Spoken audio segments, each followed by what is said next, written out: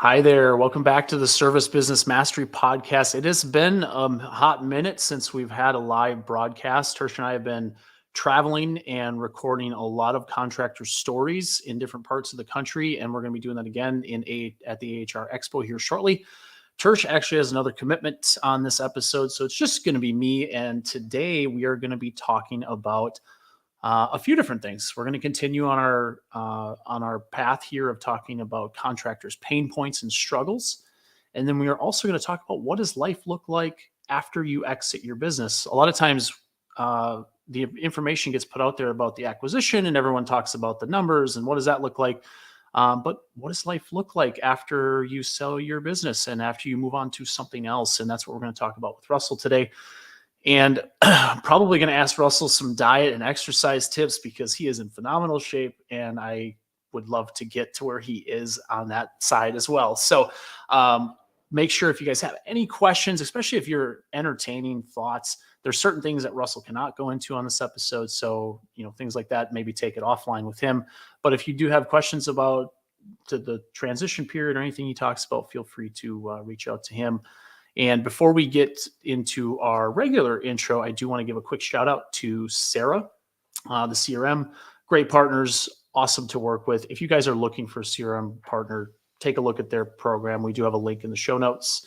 Upfrog and Justin Riley and Noah Carter, they've been doing some awesome stuff, not just on generating leads, but also retargeting your existing customers, which at the time of this recording, it's January 25th. So a lot of contractors are generally pretty slow this time of year. It's a great time to think about those sorts of things. And then last but not least, Company Cam, which is a digital asset management solution, helps you keep track of your projects and communicate with your field more effectively through their software. So give those guys a look if you're in the market for those things. Otherwise, we will be right back. Are you looking for valuable business advice to reach that 7-figure revenue mark? Do you want actionable tips to properly navigate through every business challenge you encounter along the way? Let Tersh Blissett and Josh Crouch be your guide in getting you to the top here at Service Business Mastery. Tune in as they sit down with world-renowned authors in business, leadership, and personal growth who share valuable insights about management, marketing, pricing, human resources, and so much more. Let their nuggets of wisdom gold guide you in owning a thriving, profitable, and ever-growing business. Here are your hosts, Tersh and Josh.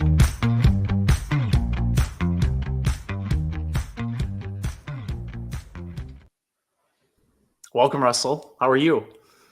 Hey, man. Thanks for the intro. And thanks for having me on. I'm great, man. How are you?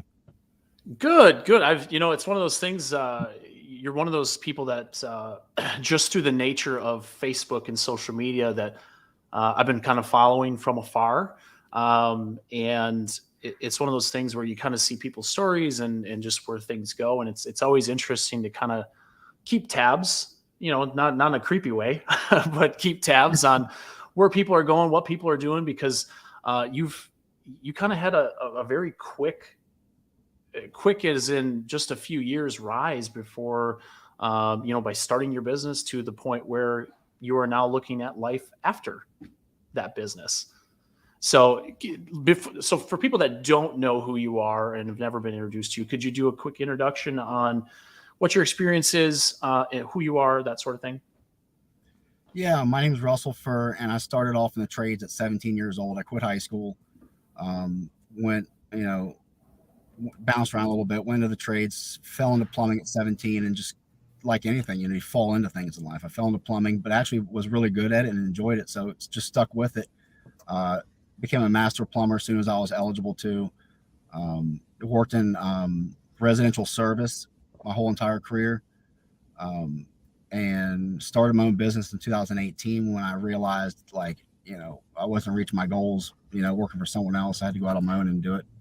So started my business in 2018, and shortly after starting the business, the vision became to kind of change into something else from what I had initially had when I started. But I realized that I could achieve true freedom, like true absolute freedom in life with the business. So, kind of early on, the vision changed to build it quickly and sell it, and you know, obtain freedom in life. You know, so that's kind of what's So happened. so that changed. So you started your business in 2018, and what made you realize that? Like, was there a moment, or was there a lesson that you learned somewhere along the lines? Sorry, my dog's deciding to get comfortable for our episode here. No problem. But is was there a turning point? Was there a moment that was like, I can now I have the ability to do anything I want if I build this business the right way? I started following Grant Cardone. I found him really early on, and I think just his whole message of cash flowing assets and freedom just really resonated with me. You know, and that's really, I think, what really made me realize it was possible. Okay. And now the market that you guys were in was not a big market. Like there wasn't a ton of it wasn't like being in, New York or LA where you had 30 million people kind of within a certain amount of radius. You're in a small little town in Virginia, right? Correct. Yeah, small little town in Central Virginia. Okay.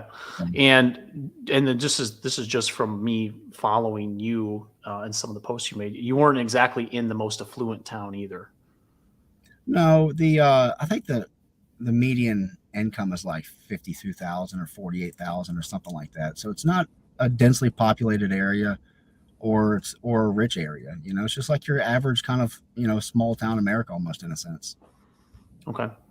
So how were you able to because this gets talked about a lot and a lot of people ask questions, how do I get people to pay my price, right? How do I set my price and then build the value to get to that price? Because I know, again, just from following you, that you were not the cheap guy in your market. You didn't build it on a model of let's get to as many houses as we can. So how did you, one, make that decision to be priced there, and two, how did you figure out how to build the value to make sure that you didn't get a ton of price complaints and a ton of people saying, hey, I can't, like, that's way too much for what you guys do? Well, I started off doing plumbing in 1999. It was all T&M back in those days, man. It was just way different than what we have today, man. Way different, you know. But about 2000 and maybe 10, I started working for a company who was just different. They were just different, and they did things differently, and it was more sales driven and things like that. And that's when I realized that, like, if I did a better job taking care of the customer and uncovering their needs, like, not only am I helping the customer and providing better service, but I can make a lot more money this way too. So, from that point on, from about 2010 on, I really just that I was just honing and honing and honing and honing, man. And just trying to get better every single day. Um, uh, so, and I've always been good at building value and connecting with customers and that sort of thing too. So, once I got into that type of environment, I just really excelled. So I knew going into my business how to serve the customer. That was easy. That's the easy part. It's how to serve the customer. I just brought it to an area that no one was doing that yet, and it was just like low hanging fruit almost. It was just simple. It was really simple. When you bring something to a market that they want because they're calling people from out of town to get it, and now you're the local company. It just it was easy to do. It was really simple. It really wasn't that difficult at all. Okay. And then in terms of being priced right, I knew what I just, we'll back up a little bit. I worked for a Nexstar company from 2014 to 2018, and I really thrived in that environment too, because it was like the most structure and the most process driven company I'd ever been with. So we did this exercise called the one truck exercise, and it's designed for technicians to understand, like, this is why we got to charge what we got to charge, because all these costs are involved in this. Just stepping on the doorstep and ringing the doorbell, like, you have no idea how much that costs a company. So that's what the exercise was designed for. And after doing that a few times over the years, I took that right into my business. It's like, well, okay, I kind of have an idea now of the cost I need to consider and things like that. And then being in the environment of the Nexstar company and at the Nexstar trainings and things like that, I got a really good sense of how things should be structured in an office, how management structures work, and just so much knowledge I gained. I just took it right into my little town and just flipped the switch and took off. It was not that difficult. Yeah, well, I do find that, and even back in my HVAC career, there was we were early adopters on software like Service Titan and stuff like that, and a lot of times you go to people's houses and they were so used to like still paper invoices, and this isn't that many years ago, right? Like things have changed pretty dramatically in the home service space, where now it's like you're not on a CRM, you don't have an iPad, like what are you doing? Mm-hmm. But 5-6 years ago, back when right around the time you started your business, like that was a new thing. Like Yeah. T&M, paper invoicing, some of these things were like foreign concepts to people. And it just wasn't something so creating that extra value while you're in the home, not worrying about the prices because the price book was already set. You already knew the prices before you ever went into the home and did anything. I think it allows you to focus on the customer, not making sure you're billing for all of your time while you're there. So you had training prior to starting your own business. What made you decide that you could do it better? Because because I well, I would go to Google, right, and I would Google plumbers in Culpeper, and you could tell right there what your competition is. There was none, so I knew that I could do it better. You know, if you just Google any service in any small town, you can gauge the competition just by doing that. Because if they've got 150 reviews and they're 5-star, they're probably a small company, but at least they take care of their customers and they're probably doing things right, you know. Or if you got a company with, like in the Northern Virginia market, you Google plumbers or, wherever in Northern Virginia, whatever, Fairfax, and there's companies with 10,000 5-stars. It's like, or if you go to a small town and there's, one guy's got, like it was in Culpeper, like one guy had like, 6 reviews, a 3.3 star or something, and guy had 15 reviews, a 4 point something, and it's just you can gauge the competition very easily just by doing what a customer would do if they were searching for a plumber. Did you find in doing that research, did you find that you knew going into this, like that your primary city? Now, obviously, there's probably cities around that you guys branched out to over the years, but that city, because there wasn't that dominant player in that town, that it was easier for you guys to make a name for yourself? Absolutely. Yep. It was just not enough attention is paid to the small markets. And the small markets, they need good service too, and they want good service too, and they're willing to pay for it. So we can't forget about them. Yeah, it's been my experience too. I know that obviously maybe the big money is in the big cities, but Yeah. you can always grow up to that point too. You don't have Yeah. to start there. And obviously with us, we focus heavily on Google Maps and my digital marketing company is we've looked for the towns outside the big cities because those ones generally they may get targeted with paid ads and things like that, but they don't have an actual physical location in that city, which allows you to be seen over and over and over again. Yep. And then once make you come up on first just because of proximity. Yeah, well, I mean, you guys got 700 plus reviews, and I didn't look at your market, but my guess is after you came into the market and started getting those reviews, your competitors probably started taking notice, and they're like, "Oh, we should probably do this too because these guys are blowing us away." And that was kind of my experience. Yeah, that's exactly what happened, man. Then everyone starts trying to mimic what I'm doing. Yeah, so well, it's cool to be you got to stay a few steps ahead of everyone. You got to figure out an angle to be able to stay a few steps ahead of everyone. Yeah, I love that. And doing the research to understand those markets too, and not just be like, well, this is where I live, so this is where I'm going to start my business. Yeah. And maybe that works out for you, but a lot of times there's not a whole lot of thought brought into it. A lot of people in this area, they'll be like, oh, well, they might live down south in Stafford or Fredericksburg or whatever, but they'll still go work up north because they think that's where the money is. It's just not the case. It's just not the case. No, and I love that you're able to build your business and build it quickly in a smaller town. I mean, when I say small town, what is Culpeper as far as population roughly? It's like 15,000 in the town and like 50,000 in the county, something like that. So it's not a dense. So it's very similar. It's very similar to the story I shared before we went on with the HVAC company that I was at. We had about 12,000, and then the county was about 65.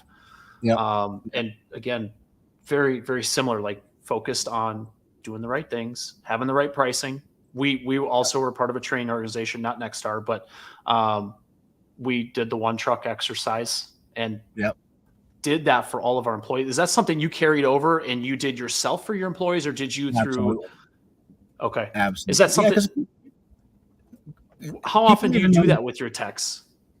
Like once a year, just to, you know, as a refresher, because, you know, there's turnover happens and everything. So you need to refresh, you know, certain lessons, you know, periodically, you know.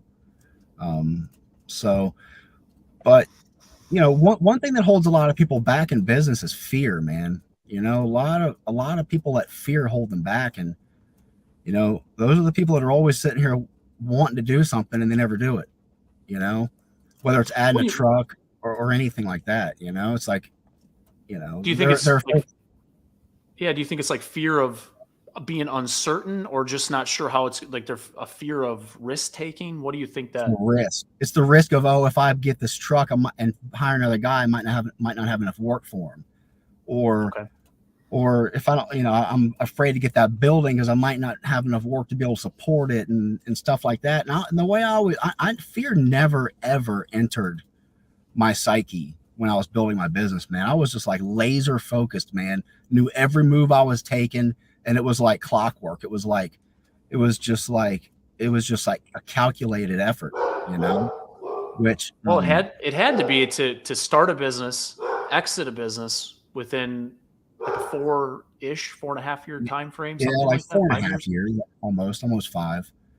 I mean, that's just, if we think of home service companies and especially contract, like you would, the prototypical company has been in business for 15, 20, 25 years, right? It's been, or it's been passed down from generation to generation type of thing. People don't go into a contracting business, generally speaking, with the idea of selling and making wealth so they can have freedom. Mm-hmm.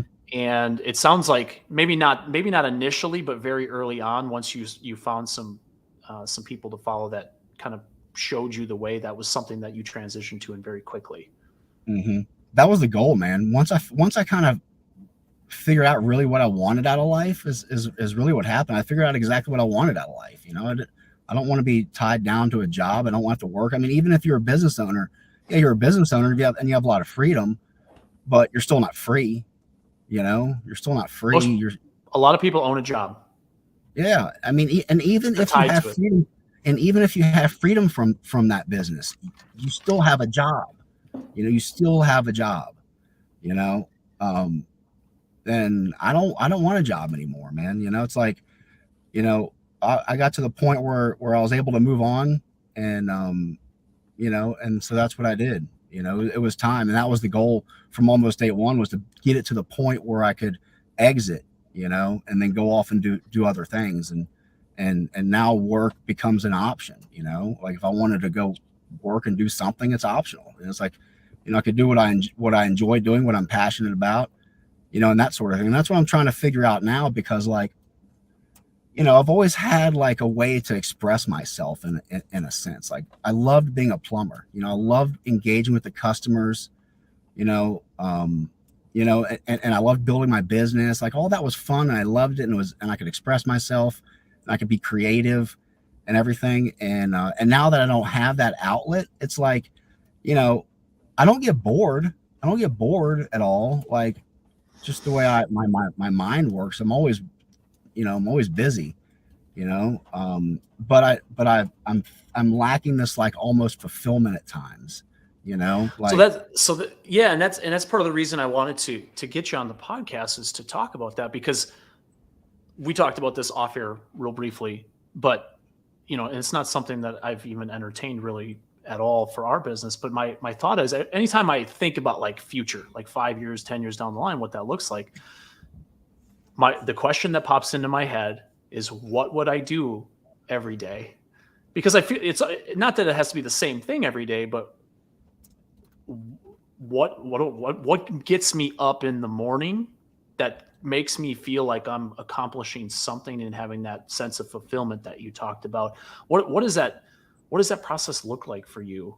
Because I know this is fresh, right? This is real fresh for you. So what does that process look like for you right now? in terms of just trying to find something?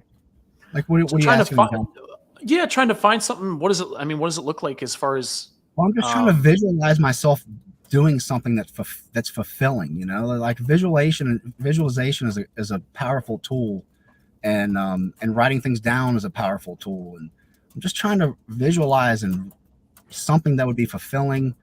And I write it down along with my goals and things like that. And it's like I'd love to do a podcast. That'd be fun. I think that'd be fun because I have a genuine interest in people. Which is part of what I love about being a plumber so much. I love to engage with the customers and just getting to know them because everyone has something that's interesting about them, and uncovering that is, I feel like, a lot of fun.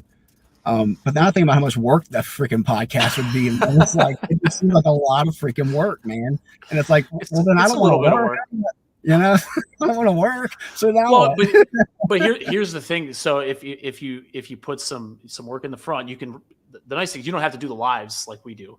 You can you can record and then just get released later.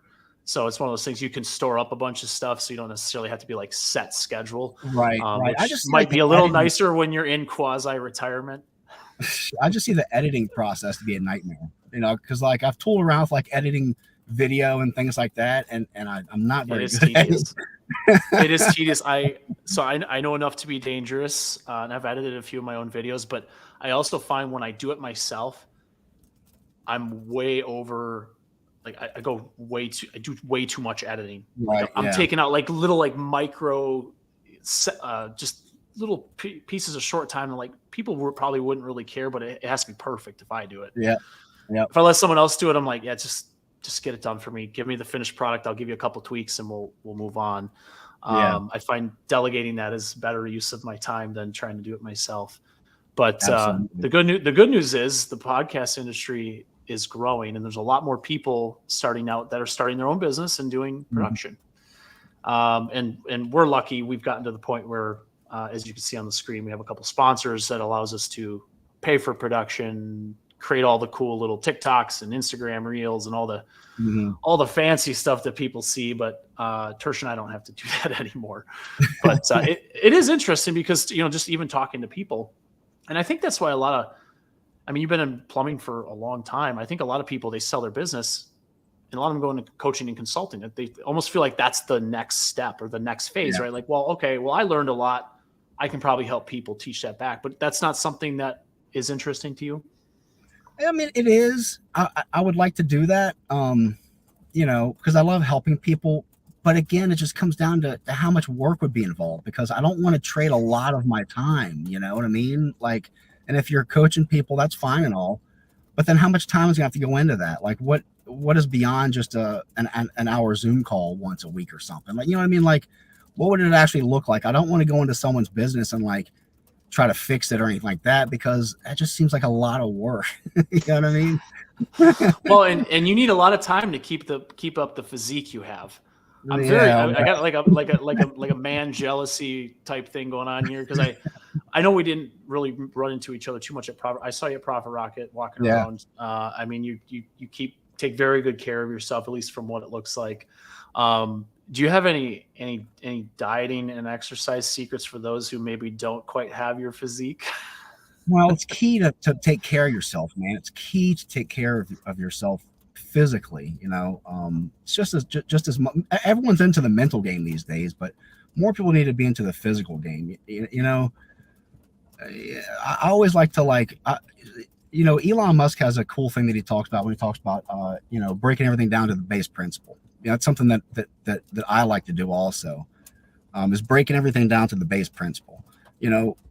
And so where that leads me to is like, okay, well, how did humans survive before the modern times? How did humans survive before modern times, before you could go to the grocery store and just grab food off the shelves, or go to the doctor and get diet advice, or whatever, especially pre 10,000 years ago, around the advent of agriculture. How did humans survive? And they were lean.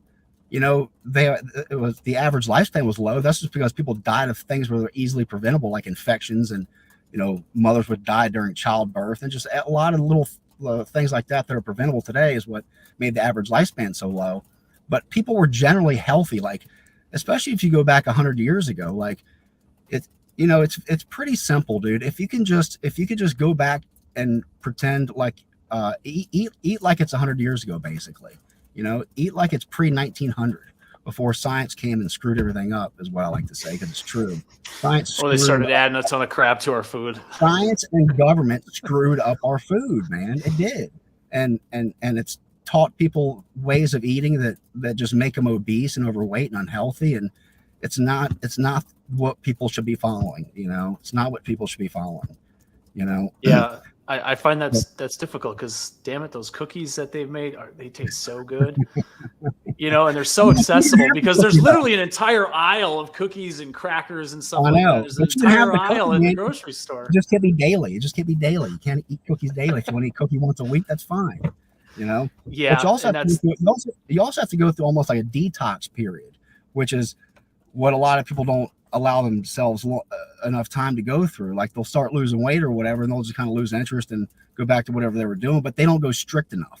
Like if you're really trying to change yourself, you've got to truly change yourself. And what that means is, like, you got to go strict for at least 30 days. The body has to go through a reset. That means like no sugar, no nothing. If it doesn't come out of the earth, don't put it in your body, which is pretty much the way you should be living. 100% of the time is hard. I like to say 80-20 or 90-10, but for the initial period, man, it's got to be 100%, because your body has to reset. And because what happens is your body gets used to burning sugar. When you feed your body carbs and sugars, your body gets used to burning sugar for fuel, as a fuel source. So that's what it constantly relies on for its fuel, is sugar and carbs. Simple carbs go into your body thinks it's sugar. That's why I stay away from simple carbs like potatoes and that kind of stuff. I think I found a topic for your podcast to get started on. But it's true though. Your body's got to reset. You got to be super, super strict. No alcohol, no nothing. And then you can work like a 80, like a 90-10, 80-20 kind of thing. But the stricter you are, for the longer you can do it, your body will become accustomed to that way of life. And something I've heard a long time ago, I read it in a book. I don't know if it's true or not. I should look it up, but it says that every cell in your body is replaced every 30 days. Every cell in your body has been replaced every 30 days. So, I kind of feel like that's why that 30-day threshold that I believe in is so critical, because if you can only feed yourself pure food and water for 30 days, you're basically a new person in a sense, Sure. And that is interesting. Well, something I'm gonna have to look into. I got a nice long flight tomorrow, so maybe I'll be doing some research on the plane. Yeah, but just strict, and just water. Don't be drinking. And the other thing is that there's a lot of clever marketing tactics out there too. You'll walk by, and it all goes off these fad diets. Like, when Atkins was huge, now everything on the shelf is Atkins, and it just makes people, pick up the Atkins candy bar because they think it's freaking good for them. But it's true. It's true. I'm gonna eat this cookie because it says it's got protein in it on the label, protein real big, so you can see it has 6 grams of protein in this cookie. I think you posted about those. That Lenny and Larry's cookie. Yeah, something like that. And it's like, I got to get my protein on these protein bars are these big giant candy bars, and it's like dude, you're eating candy, you're eating junk food. Base principle. Did the caveman have that stuff? Or was that stuff even around 100 years ago? No. We don't need it. Like if you've got to force yourself to eat certain things just to get your protein or get some other macro that, that's kind of useless to track. I don't track any macros or calories or any of that BS, dude. It's a giant waste of time, and it's mind-numbingly dull. It's like I've tried it before. Man, and it's a nightmare. I have too. I've been working out since 2013 is when I started kind of, really doing what I'm doing. I lost a bunch of weight when I was 27. I was really overweight most of my life. And when I was 27, I remember I was so freaking fat, man. It's like I was a plumber and I couldn't button my uniform pants, man. And I had to use my belt to hold my pants together. And luckily back in those days, we weren't tucking our shirts in, so you couldn't see, and I was all the way up to a 36-inch waist, man. And I was like 26, 27 years old, something like that. And I couldn't button my pants. And it's like, and the thing that I wouldn't allow myself to do was get larger pants, because I was like, man, if I get larger pants, well, then what? A 40 and a 42, and where do you stop? So I wouldn't let myself go any bigger than I was in terms of my pant size. I was like, I got to figure out how to get this weight off. And every one of my, so so I didn't really know how to eat right, but I knew I was eating too much. So I basically just started off eating less, eating far less, and just trying to figure out how I should be eating. And that's when I kind of figured out that people were a lot healthier back in the day, man. Like, that's, you can't argue that, there weren't. Well, I find that, so I've been focused on that myself over the last 4, 5, 6 weeks, something like that. We started getting a personal trainer, so I get back in the gym and stuff like that. But I've noticed that if I actually listen to my body, I'm not as hungry. Like, I'm not hungry all the time when I eat. I'm eating because I'm either bored. It's just, there's some kind of trigger, usually boredom. Like, hey, it's at night, I'm watching TV or watching a movie, right? And I want to eat. Yep. And that's what happens. And the other thing is, like, we've been told our whole lives, and it's just ingrained in culture, that you need 3 meals a day, and dinner is this big ceremonious thing at night. We all gather and have it's like meals, like, yeah, it really is. But, like, I don't know, food shouldn't be like a big production like that. It shouldn't be a huge part of your life. It's just what we need to get by, So, I don't know. I eat at lunch, and that's my first meal of the day. It could be 11, 12 o'clock. Sometimes I don't even eat till 5 or 6. But the fact is that I'm burning body fat, because my body doesn't rely on sugar for fuel. My body burns body fat for a fuel source. And that's the key.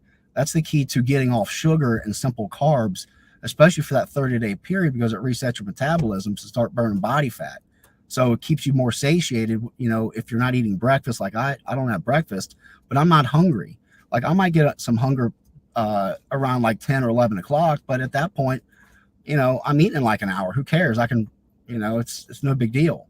And what happens, what's interesting is if I skip lunch, I'm not even hungry past like noon. Like, if I don't eat lunch, I'm not even hungry. I can go till like 5, 6 o'clock. It's no big deal, because I'm burning body fat, and that's the thing. You got to get your body switched, the mechanism switched to want to burn body fat, not rely on that constant hit of sugar. I love it. These are great tips, because this, the trades in general, and it's the whole country and stuff like that, but the trades in general, because of sitting in a van, not really having time to work on yourself, the habits that contractors have aren't great, generally speaking. No, not. But I would bring my food with me. I would just bring my food with me. I carry water every day. I used to carry a big half-gallon bottle of ice water every day, and I drink that, and frankly, it was really simple, because, like I said, we don't need to eat a lot. The volume of food that people ate back in the day, when people were a lot healthier, was like probably 25% of the volume of food people eat now. Like, we don't need to be eating all this food. It's way too much. People eat way too much, so I would only bring like some nuts, some type of nuts. Nuts are great for you, almonds or, whatever. Bring something like that. Bring boiled eggs are great, man. Boiled eggs are a great snack. You just got to learn how to boil them so you don't overcook them and make them taste like sand. There's a strategy to boiling an egg to where it's delicious, so you bring some boiled eggs, some nuts, and some bananas, and maybe some and I would bring apples, and I'd bring apples and bananas and just like fruit and just stuff like that, man. And I would just kind of snack on it as the day went along. Well, and that's just Russell, it's always good to maintain a little bit of hunger too. Like, cavemen never got full bellies. Cavemen were hungry all the time, so you shouldn't be eating a lot until you get full. Don't eat until you're full. You're eating too much if you're full. Like, so just little things like that, man. Well, I think Ashley and I have uncovered your new podcast and the way to get the message to the trade. So you're welcome. I'll take my finder's fee. Ashley, I'll split it with you. I did have, before we start closing this out, we actually really didn't talk much about it, but I asked you before we got on here, our segments that we've been focused on this year is contractors' pain points. Now, I know you didn't have your business a ton of years, but is there, if somebody asked you, if you had a specific pain point in that 4.5, 5 year period, what would you say was one of those big pain points that you struggled with during growing your probably business? Probably the only real pain point that I had was probably just the need for the right people. Like the need for the right people is the biggest struggle there is, I feel like, because if you can bring in the right people in the right positions, you can really go anywhere you want to go. You know what I mean? That's really what it's about. So what does your transition look like? Because most people, when they get started, they're like, well, I just need to hire that one great tech and then I can get out of the field type of thing. What did that look like for you when, your first times trying to hire someone versus the lessons you've learned along the way to hire the right people? Well, I passed off my truck to my second technician that I hired, and there was, like I said earlier, there was no fear. I just bought the trucks. I knew where the company was going. I knew where I was going. And it's like, well, this is what we're doing, but I was speaking more in terms of like leadership positions, like leadership positions that can make up your weaknesses, that can help grow your business and take the company forward. That's the real pain point. The real struggle is the upper leadership positions, the middle management positions, just those right positions, man. Like that's the challenging part. For me, that was the challenging part, because I don't come from the HVAC world specifically, so there was a lot of operational stuff that I did my best, but like operationally, I don't know HVAC operations. And that was my major pain point with my HVAC department, and, would have had to bring in like a HVAC ops manager from a successful company with a proven track record of success. And we know that's hard to find. That's usually those people are pretty locked down, or they're going to start their own business. Exactly. So that was a really, really severe need that I had, just to get the HVAC operations dialed in, so, once you weigh everything out, especially where the economy is in the shitter, it's not going to be any better anytime soon. We're in a bear market. The bear market's probably going to last a while, so there was a lot of headwinds, I felt like, with the business, and I felt like it was just time to exit. Let's take our chips off the table and go do something else. Sure. Well, I appreciate you sharing that. I did have one question that we didn't get to from John, and I'll read the question just so in case people are listening to this. Russell, what are some of your mentors in the trades? And he said, did they help guide you? I'm assuming he's maybe asking more about how they helped guide you. My old boss when I worked for Home Service Doctors, Randy Baldwin, was a great mentor to me. He was at Nexstar. It was a Nexstar company, like I mentioned earlier. And I don't know, he was a great mentor. I learned a lot from him, man. I could not have done what I did if it weren't for him, Awesome. And I've read a lot of books. And I read a lot of books. I've got a small circle. I'm an introvert. I don't really talk to people a whole lot. I know a lot of guys in the trades, they're always talking to each other and stuff like that. Like, I've got basically my wife and my best friend John that I met in high school, and that's pretty much my circle. So I didn't really have any real mentors, really, in a sense. But what I am addicted to is knowledge and learning and information, and I was super passionate about growing my business, and that's just where all the fire came from, just the passion and the thirst for knowledge. Yeah, I love that. Yeah, and I think, and I put up a post in our podcast group yesterday about different ways people learn and some of the events and things they've been to. So a lot of people mention a lot of really great books and podcasts. And it feels like those are the two things that are really, when people want to learn something, those are the best ways, probably the quickest ways to learn something and get valuable lessons they can carry forward. Yeah. Do you have, go ahead. I was going to ask if you had any, like at the top of your mind, any book recommendations that stand out to you, like these books you really should read if you haven't read them? Man, 48 Laws of Power is a really freaking cool book, man. Because I'm very strategic minded, and that's just a very kind of strategic book. The way it's written and the way he gives these historical kind of context to little the laws of power, he calls them. That's a really, really cool book. There's some books on plumbing sales that I read early in my career, and I can't remember the name of them, but they had a really big impact on me as I was learning kind of like, the customer service style of service work, I like to call it. But there's a handful of few to check out. Yeah, if you remember the name of that plumbing sales book, let me know. We will put the 48 Laws of Power in the show notes. So if anyone just doesn't remember that while they're listening to this, you just go refer back to the show notes and grab a copy of the book. It's about $15 on Amazon. I'm sure that at this point they probably got an Audible as well. So, I'm sure. But awesome. So as we wrap up here, I mean, what does the day-to-day look like now? You playing with toys? Like what are you doing on a day-to-day basis now that you don't necessarily have to go into work every day? Well, I still beat the sun up. That's my goal every day, to wake up early. Always wake up early, So my alarm goes off at 5:30, 7 days a week still. And I wake up and I just kind of have coffee and kind of read the news and relax and, go to the gym and run some errands and hit a restaurant for lunch and go home. You always seem to have the best looking lunches, I swear. Like you have some great looking, those pictures you take are awesome. Yeah, I love great restaurants, man. And I go home and play with my dog. I got a German short-haired pointer, and he's 8. He's got tons of energy. I don't know where he gets it all from, but he thinks my sole purpose on this planet is to throw the tennis ball with him. So that's what I do every day. We play ball and hang out. I'll jump in my tractor and mess around. And I don't know, man. That's just what I do. Awesome. Well, like I said, I think, if you ever just side note, I mean, if you ever need help with starting a podcast, even if it's just a hobby, it doesn't have to be anything. You don't have to work at it. You can have fun with it too. I'd like to. It would be fun. It would be fun, but it is. It's great.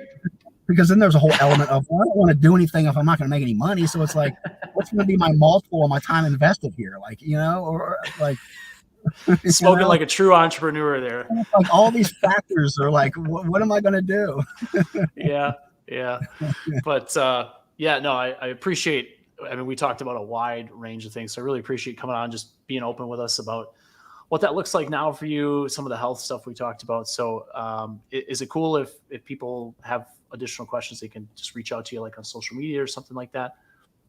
Absolutely. I'm on Facebook, so that's the best place to reach me. Okay. Awesome. Well, Russell, thank you again. And everyone watching this, thank you for listening and or watching the Service Business Mastery podcast. We truly, truly appreciate every single one of you that have listened and helped our show grow. And if you guys are listening to this and have gotten any value out of any of our episodes, if you could go leave us a review, we would love that. So with that being said, I hope you guys all have a safe and wonderful day. Until we talk again next time, take care.